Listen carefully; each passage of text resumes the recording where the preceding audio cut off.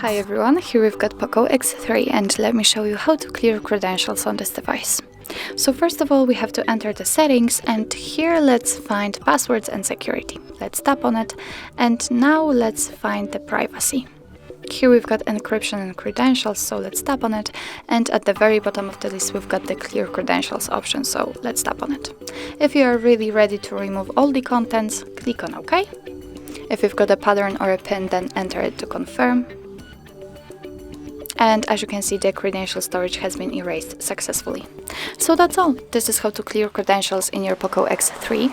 Thank you so much for watching. If you find that this video was helpful, please hit the subscribe button and leave the thumbs up.